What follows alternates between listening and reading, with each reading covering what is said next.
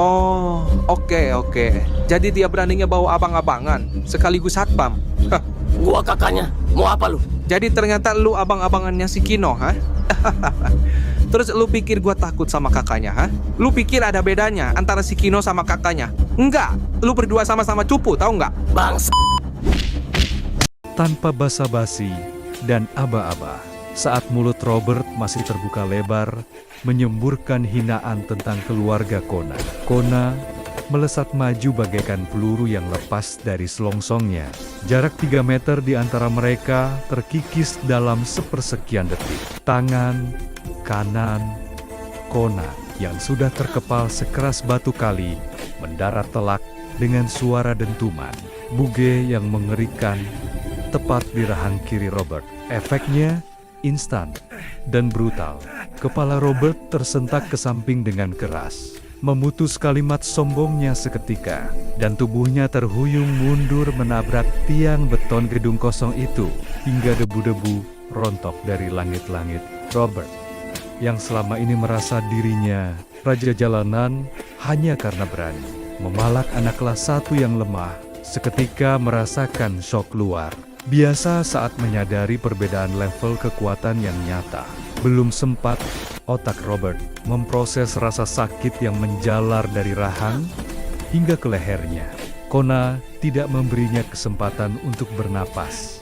Dengan mata yang menyalang tajam penuh amarah terpendam, Kona menyusulkan serangan lutut yang keras menghantam ulu hati Robert, membuat si penindas itu terbatuk-batuk memuntahkan ludah, bercampur darah, dan membungkuk menahan perih yang seolah meremukkan rusuknya. Keangkuhan Robert lenyap tak berbekas, digantikan oleh kepanikan murni saat ia menyadari bahwa sosok di depannya bukan sekadar kakak sepupu cupu, melainkan monster yang sedang menuntut balas. Pertarungan atau, lebih tepatnya, penyiksaan sepihak berlanjut.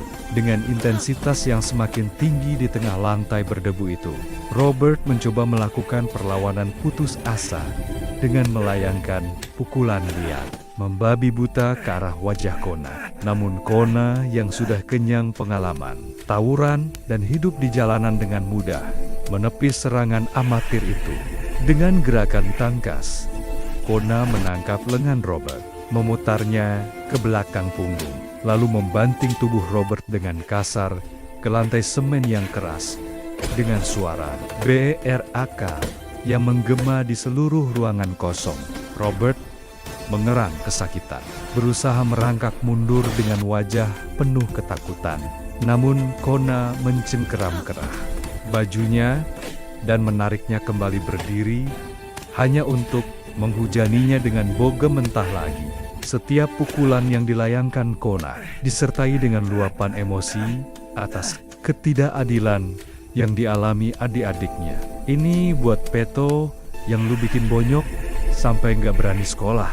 Dan ini buat Kino yang lu fitnah di depan gua, teriak Kona di sela-sela napasnya yang memburu. Wajah Robert kini sudah tak berbentuk.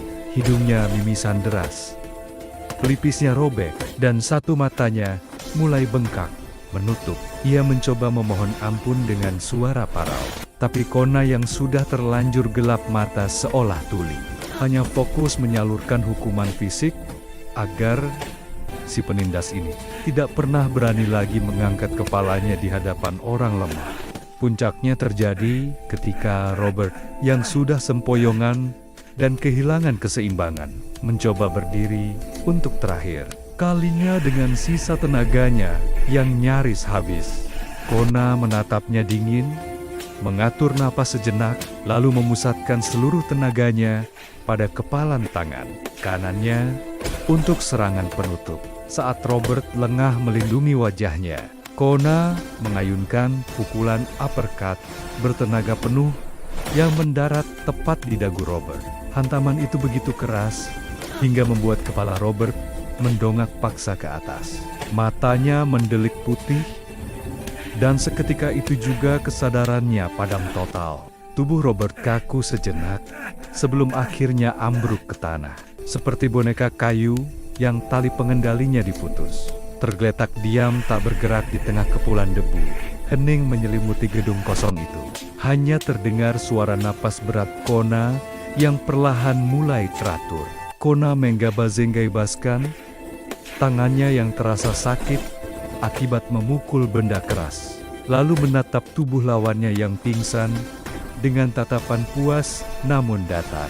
Di sudut ruangan, Kino menatap kakaknya dengan campur aduk antara ngeri dan kagum.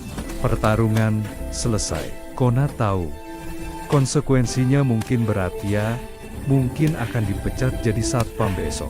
Dan posisinya mungkin akan digantikan oleh peot sesuai takdir yang seharusnya, tapi melihat si penindas tumbang tak berdaya. Kona merasa harga diri dan keadilan bagi adiknya sudah terbayar lunas tanpa sisa.